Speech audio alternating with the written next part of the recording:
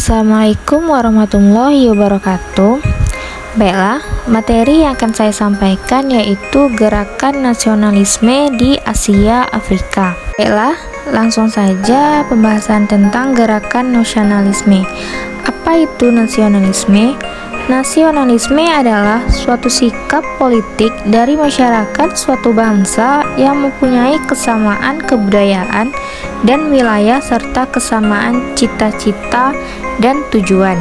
Jadi, yang dimaksud dengan nasionalisme Asia dan Afrika adalah aliran yang mencerminkan bangunnya bangsa-bangsa Asia dan Afrika sebagai reaksi terhadap imperialisme dan kolonialisme bangsa-bangsa barat.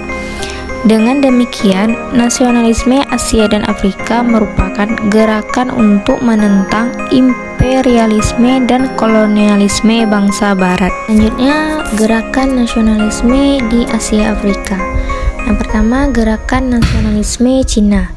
Tokoh yang mempelopori gerakan nasionalisme dari Cina adalah Dr. Sun Yat-sen yang mendirikan partai politik yang bernama Partai Nasional Cina atau Kuomintang yang mencita-citakan Cina berdasarkan Sanminchu 1, 3 sendi kedaulatan rakyat yang terdiri atas A. Republik Cina adalah suatu negara nasionalis Cina. B. Pemerintahan Cina disusun berdasarkan demokrasi atau kedaulatan berada di tangan rakyat.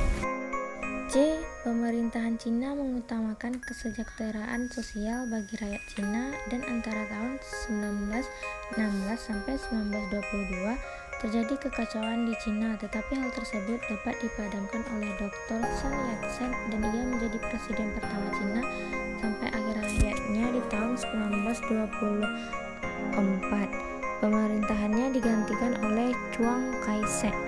Yang kedua, gerakan nasionalisme di Turki.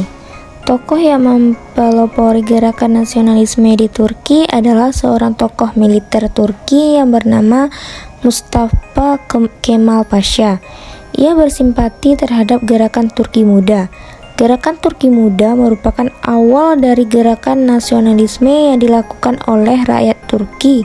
Hal ini disebabkan karena gerakan itu terbentuk atas dasar semangat kebangsaan yang berusaha menggulingkan kekuasaan barat dan menentang rezim lama yang lemah, yaitu Sultan Hamid II. Gerakan tersebut berhasil mengusir sekutu dan memaksa untuk duduk di meja perundingan Perjanjian Lausanne 1923. Selanjutnya, gerakan nasionalisme di Filipina. Tokoh yang mempelopori gerakan nasionalisme di Filipina adalah Jose Rizal. Ia memimpin pemberontakan Katipuran yang bertujuan untuk mengusir penjajahan bangsa Spanyol dari Filipina. Namun pemberontakan itu gagal dan Jose Rizal dijatuhi hukuman mati pada tanggal 30 Desember 1896. Selanjutnya, gerakan nasionalisme di India. Negara India memulai gerakan nasionalismenya dengan membentuk sebuah organisasi yang bernama All India Nation Congress. Tokoh yang paling terkenal adalah Mahatma Gandhi yang mendapat julukan Bapak Kemerdekaan India. Selanjutnya, gerakan nasionalisme di Mesir. Gerakan nasionalisme di Mesir terus berlanjut di bawah pimpinan Arbi Pasha. Tujuannya adalah menentang kekuasaan bangsa Eropa, terutama Inggris. Setelah Perang Dunia Kedua berakhir, nasionalisme Mesir terus berkobar dengan puncaknya pada tanggal 23 Juli 1952 meletuslah revolusi Mesir dan pada akhirnya pada tanggal 18 Juni 1953 Mesir menjadi negara berbentuk republik.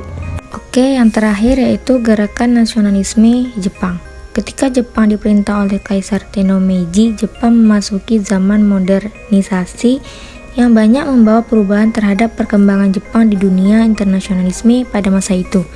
Kemenangan dalam Perang Jepang melawan Korea menyebabkan pasukan Jepang melanjutkan perjalanan ekspansinya ke Manchuria. Baiklah, sampai di situ saja pembahasan tentang gerakan nasionalisme di Asia Afrika. Saya tutup dengan wassalamualaikum warahmatullahi wabarakatuh.